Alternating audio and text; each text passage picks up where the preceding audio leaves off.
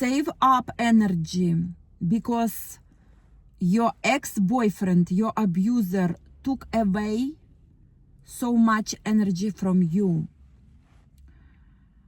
Abusers come to our life to teach us valuable lessons. And one of the lessons I've learned being with abuser, that I don't need anyone in my life. And to be isolated is a blessing. Right now, after my last relationship with abuser, which lasted only 13 days, from the beginning to the end, from day one when we started, when we met, when we had our first conversation, our first meeting, to the end when we completely stopped communicating. It has been only 13 days of duration of that relationship. Still, he took away all my energy. He took away the most valuable thing that I had, my time and my energy. And for the past 2 months, I've been healing from that toxic relationship. And the first thing I noticed that I didn't have any energy to do anything. I felt lazy, but it was not laziness, it was emptiness. He emptied me from my life force energy. He took it away from me, and I gave it to him willingly. Because when I was with him, I totally merged into him. My desires became what he wanted. Basically, I lost all my desires. I lost all my directions in life. I lost my goals. I lost myself, totally lost myself. And I couldn't feel what I wanted. Everything was about him, what he wanted in that moment.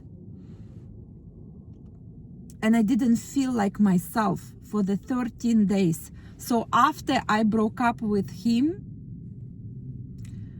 I was sleeping all the time when I could, sleeping and preserving my energy. And it took about a month just to get back on my feet and to start feeling like a little bit like I was before him. I was not totally myself, but I started to feel a little bit like myself after 1 month of resting, of relaxation, of doing absolutely nothing. And I stopped blaming myself for doing nothing because I realized I need time to heal. If you recently broke up with abuser, you wouldn't have any energy inside to do anything. So don't be harsh on yourself for doing nothing. It's okay. It's totally okay. On top of everything, I had physical pain. I injured my shoulders.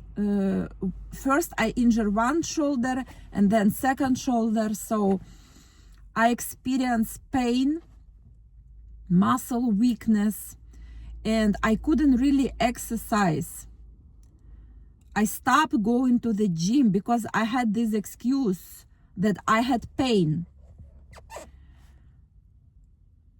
But once I started to feel energy again, I told myself that pain is not an excuse, and I would go to the gym despite having this pain in shoulders, despite feeling weakness, especially in my right shoulder, my muscles. I couldn't do even one push-up. It was so painful. But I told myself I would do leg exercises because my legs didn't hurt. And that's what I've been doing. I started again to go to the gym and doing exercises that I could do. I gained some weight at first I felt very upset. I felt stressed out. I looked at myself and felt that I didn't look good enough. But again, I reminded myself that as long as I live, as long as I can breathe, I can change everything. And I set up goal. I set up goal to lose weight, to gain muscles, and to become stronger. Physically and mentally stronger. I want to be solid as a rock, so no abuser can ever approach me again. And I want to feel this misery and feeling uncomfortable and still not look for help from outside. I want to be able to help myself, sit in silence and really feel it. Right now, like I'm sitting in silence for about an hour. I'm waiting for massage therapy. And I'm sitting and I just looking outside and watching how life moves around. And I don't watch anything. I don't listen to music. I just sit. I try to think and process my thoughts. I also notice that whenever I communicate with people, with my friends, I lose energy every time. And that's why I reduce the amount of communication. I try to sit in silence even when I want to talk to someone. I try to stop myself from communicating because I still need to preserve more energy. Even though I feel like I saved up enough. Hold on 1 second. Yeah, this is interruption. I'm sorry for this. So basically I save up energy because even though I still feel like myself, but I need more energy to do more things. And the person who motivates me a lot is David Goggins. He's former Navy SEAL, and he does everything alone in isolation. And I watch shorts when he's running 100 miles, not for hours. He runs for days at a time with broken legs, with broken bones in his feet, and he disregards his pain and he focuses on his goal, and his goal is self-improvement. He tries to overpower his mind because mind, he says, is the most powerful weapon in the world. And he motivates me a lot because he doesn't do anything in group. He does everything by himself. I think this is the most hardest thing, because when you have someone like a coach who controls what you do, who tells you exactly what to do, and he counts your reps, sets, he tells you what exercises to do, then you put your responsibility onto your coach, and you don't bear this uncomfortability within yourself because someone else has responsibility over you, and you kind of share this responsibility with your coach or with your mentor or with someone. But when you do everything alone and you have no one to help you, no one to guide you, every day you wake up, it's cold, it's dark, and you have to get up and do things alone in silence, and no one is going to pat you on your back and say, you're doing great, keep going, good job. No one cheering up for you. That's when you develop your mental strength. that's when you become unbreakable, and that's when your self-respect starts to develop. Because when I was with my abuser, I lost self-respect. I let the abuser to disrespect me, and when I doing things that are hard and that's challenging for me, that is when I gain my self-respect back. So saving up energy is very, very important step during recovery from toxic relationship. If you've been with abuser, you know that he drained you, completely left you empty, kick you to the curb, and you were alone, you were suffering. But one day you will feel that enough is enough, and you will get up and you will set up your goals, and you will become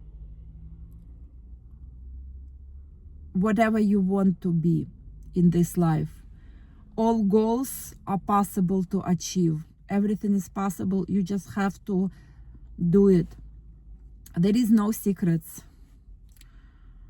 I've been watching and rewatching these motivational videos, but again, even David Goggins said himself, there is no secrets. People going to conventions, they trying to learn, they trying to get more motivated, but he says there is same thing over and over again. At every convention he goes to speak, to motivate people, he said there is no secrets around hard work. There is hard work and goals, and that's it. And that it's you and your goals and hard work. That's all that is required. Just do it, whatever you have to do. Get up and do it. Waking up earlier in the morning, that's also a secret. And actually it's no secret, but it's kind of what people missing out on. When you wake up late, you do whatever everyone else does around you. But when you wake up earlier, like 5 a.m., maybe 4 a.m., maybe 6 a.m., when it's dark outside, especially during winter time, when it's super cold, and you wake up and you start doing things on your list from your schedule, that's when you feel like you're winning the race against everyone else who's still in their bed sleeping. There is no secrets, just hard work. Motivation comes within. Motivation comes every day in silence. You don't need to watch all these videos. They're not gonna tell you anything different. There is no secret. It's just a waste of time to watch motivational speeches, videos, fitness routines. There is no secrets. Just do whatever you're supposed to do, and you know what you're supposed to do. You already know every single step. You already have all the knowledge. Videos, scrolling, social media, it's going just to take your time. And communication with the friends also is a waste of time. The best thing to do something is to do it alone. This way you preserve your energy and you precisely focused on achieving your goals. I guess that's it for today, and I wish you blessed, amazing day.